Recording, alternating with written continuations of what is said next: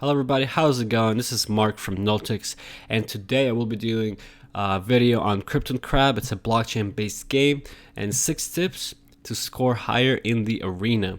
Now I've been playing Cryptant Crab for the past month or so. Absolutely love it. And just kind of want to share with you some things I learned. I'm still not that good, I scored in the top 20, top 30, so I'm alright, but nothing like some of these big whales over here.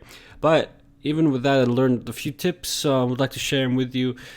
So without further ado, let's get started. So tip number 1, don't forget to send your crabs to fight.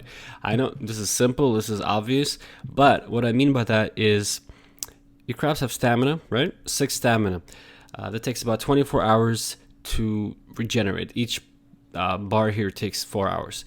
So what you have to do is make sure that it doesn't overflow, because once you have full 6 stamina and you're not setting them to fight, you're just losing out on potential battles that can give you more points. So if you regenerate 6 stamina every 24 hours, that's pretty much every 12 hours you need to check on your crabs for 10 seconds. You just log in, click fight, takes 10 seconds, boom, you're done. Do that twice a day if you're serious about scoring higher in the arena and optimizing your battles. Make sure to do that. That's the first thing. Tip number 2, save your crab stamina at the end of an arena round, depending on your situation. So what I mean by that is, for example, in my previous arena round, I scored 22. Let's say I wanted to go for level 20, right? I was still kind of about 30 points. What was it? Yeah, 30 points away from level 20. So at that point, maybe I could have pushed a little bit and gotten that level, but I don't think I had any stamina back then. But what I mean is, let's say you're level 24 and you have about 100 points or 80 points to get to level 19 or 20 for that next price range. At that point, since you're obviously probably not going to get it, it's better to save that stamina at the end of arena to have more stamina for the next arena, right? So what you're looking for here is the reward range. So let's say you're level 24. To get to the next reward range, if you can't really do it, might as well save the stamina for the next arena, because for the next one you'll be able to have more battles, which may give you a level 20 or even higher. So that's what I mean, kind of saving your stamina just a little bit towards the end of an arena and kind of gauging it that way. Hopefully that made sense. Tip number 3 is have at least 4 teams. Now I tried doing this with 2 teams, and I felt like even though I was getting enough battles, because an arena takes your top 50 battles, right? So if you do, it's about 6, you get 12 battles per team. It's about 24 battles, per day. Arena goes about 4 days, so you get about 80 something battles, right?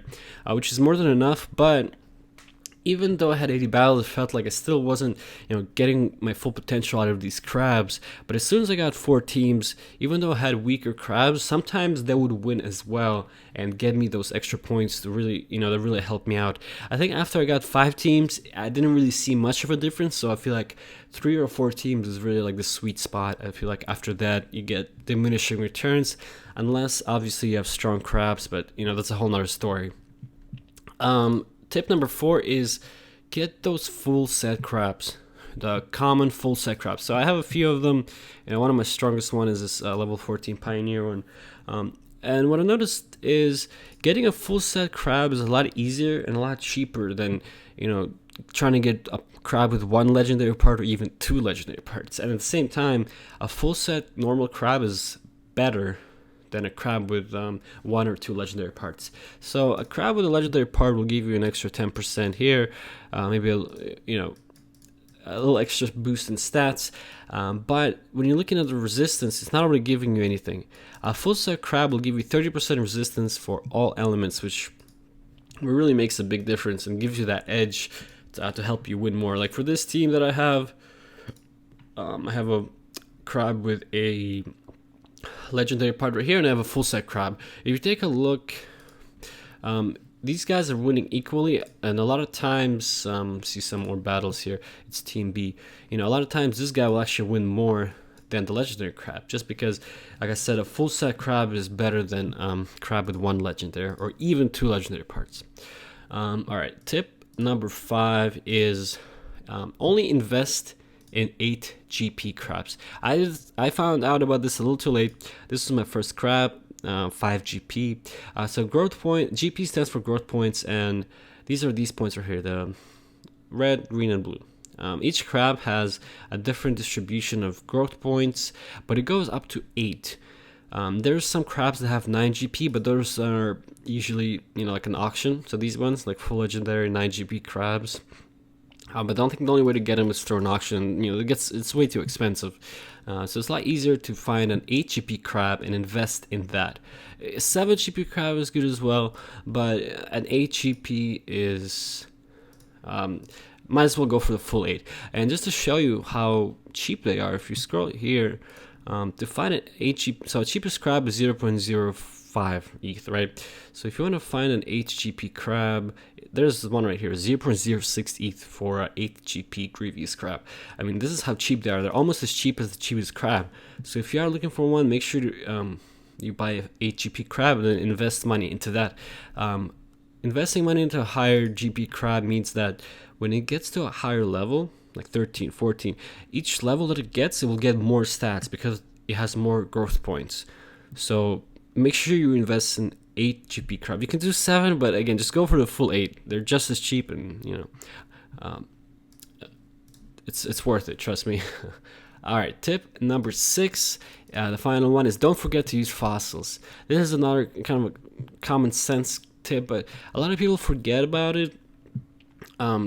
Make sure you add fossils to your team right here. And the thing about fossils is you only need 4 fossils. No matter how many teams you have, you only need 4, and you can reuse the same 4 fossils for different teams. I didn't really know that.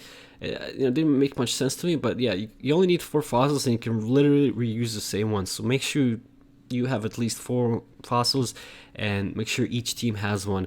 A little off topic maybe note here is, if you have a ghost fossil, if you participate in the arena, rank 6 and below has a chance to get ghost fossils. So a few people here got ghost fossils. So let's say this one, right? If you go look at the fossils, if you do get a ghost fossil, it will only last for a few days, but each ghost fossil has an element kind of attached to it. So this one was an earth ghost fossil.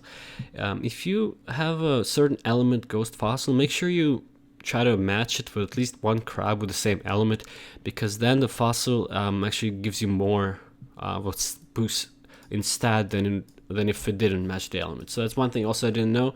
But if you do happen to get a ghost fossil, make sure to try and match it with a crab whose body is the same element.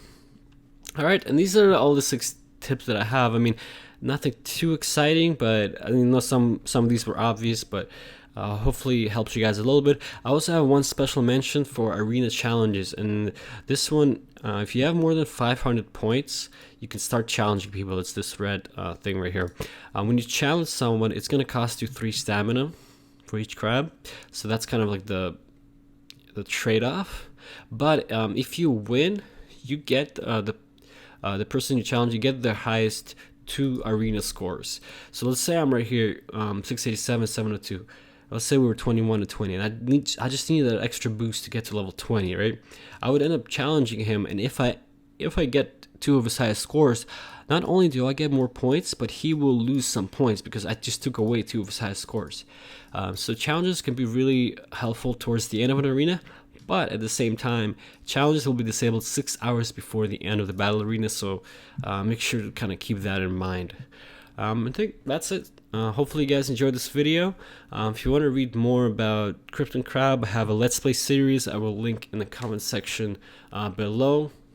And if you have any more tips or suggestions, make sure to leave them in the comment section below, and I will add it to my next series. So thank you guys all for watching. This is Mark from NullTX, and I'll see you guys next time.